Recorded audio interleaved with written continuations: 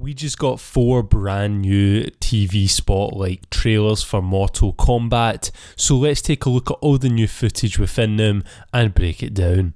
I'm not going to go over footage that we've already seen before because I don't want to regurgitate the same shit to you all, so let's just get into the good shots and all the new shots. First up, Scorpion.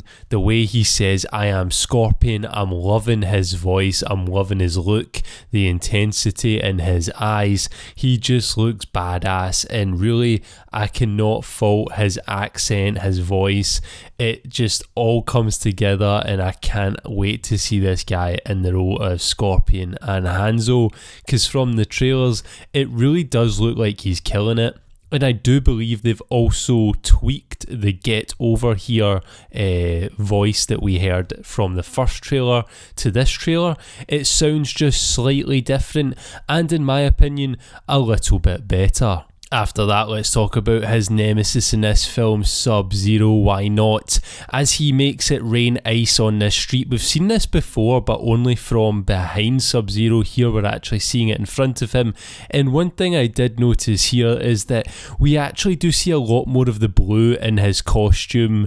One of the few complaints I've actually heard about this film is just how dialed down the colours were in all of the costumes. And yeah, there's some warrant to that criticism definitely, but here we can actually see that blue hint coming through on the shoulder pads of Sub-Zero, and it's really nice to see, and it's just nice to see this shot from a different perspective. We also see some more of Kung Lao getting his hat already, crouching down into that fighting stance as he's at the Shaolin Temple or Raiden's Temple, training Cole Young up to make sure he is ready for Mortal Kombat. We also see Kano in that same setting. I believe this could well be where he turns on them, or maybe he's just training with them as well, as Kung Lao blocks that eye laser blast with his hat. So badass. We've seen that in the first trailer as well, and honestly, it's just so sick, and it just shows you how skilled and how fast Kung Lao is. So yeah,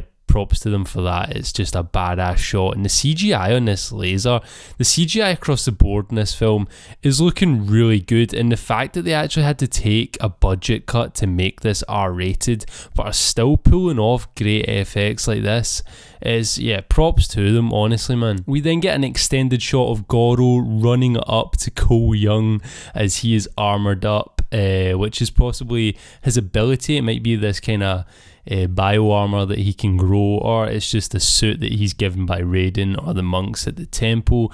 But we actually do see Goro run up to him a little bit. The movement looks very good. He looks dead weighty before he launches himself into the air, and yeah, it looks great. And we just see a little bit more of this fight between them as Cole then launches himself up, and he's got these sort of police baton weapons, and he's just whacking down on Goro below him, and yeah, it just looks really good. We then see Jax, which I'm guessing is bang at the start of the movie. He's probably doing some recon on Cole, looking into him. This is before Jax gets his metal arms and comes in contact with Sub-Zero. This is at the MMA fights where Cole will be trying to make a bit of dough. We also see a little extended look of Hanzo fighting the Lin Kuei. And yeah, I can't wait for this battle. Obviously, his wife and kid have just been iced, and he's pissed, and he's going to take all his frustration out on them. And yeah, I can't wait to see this, and I can't wait to actually find out if they're going to go the Quan Chi way with this movie. Is it really Bi-Han, or is it Quan Chi who was, under the guise of Bi-Han, who forces Hanzo to then become Scorpion and go after Bi-Han? It's going to be really interesting. I wonder if they're going to go that route, and then that would open up the origin for Bi-Han to become Noob. We then see some more of the great CGI on show. Here it might not be too perfect with the flames, but honestly I think they look good. It really doesn't bother me that much. Let me know your opinion in the comments though. I think the effects look good. Here with the flames, they're very passable. They don't stick out or anything like that. Someone creating fireballs could easily look really goofy and really shit, but I honestly think they're hitting the nail on the head with this one. And then we see Raiden, the lightning around him. I think they've touched on this since the first trailer. I think it looks a little bit better, but yeah, once again, CGI just looking on point. Then just another awesome badass wide shot of Scorpion and Sub-Zero about to throw down. Scorpion's about to unsheath his sword as Sub-Zero is creating an ice spike. Just badass. We then see Cole Young in this same area, the MMA cage frozen up behind him. So it's that same place from the start where Jax was watching Cole fight. It's just Sub-Zero's taking it over and frozen it all up. And we can see here he's got that armour on again and those weapons out to play. And yeah, I think it looks good. It almost looks a little bit like a mummy, like he's got wrapped up. I don't know, I'm really interested to learn more about Cole Young. His powers, if he's got any, this armour and his weapons. I'm just really interested to learn more. Then we see Melina and Sonya fighting down on this bridge over like a pit. I don't think either of them is going to go down that pit or die yet though, because I'm pretty sure Sonya blasts Melina later on in the film. But we do see a little bit more of Melina's teeth, but these are the more humanoid teeth at the front of her mouth. They are a little bit pointier than normal human teeth, but those Tarkatan teeth are definitely probably still up the back. I really do think they're only going to come out to play when she opens that mouth wide up and wants to eat someone's face off. But yeah, it looks like a great fight scene between these two. Can't wait to see them throw down. Then we see my boy Reptile. We see him getting shot at from Sonya Blade, as he almost looks like he's teleporting. I can't tell if he's just coming in and out of his invisibility cloak, or if he's actually trying to go invisible but also like teleporting at the same time. I've never known Reptile to teleport, but as I've said in previous videos, I came into Mortal Kombat during MK9 and then played MKX and MK11. I've went back and watched some more stuff here or there, read up on a few things here or there, but I've never heard of Reptile teleporting. If you do know anything about that, please do educate me in the comment section down below. But here it actually looks like he's half invisible, half visible, half sort of teleporting. We can see he's got a kind of crocodile looking face.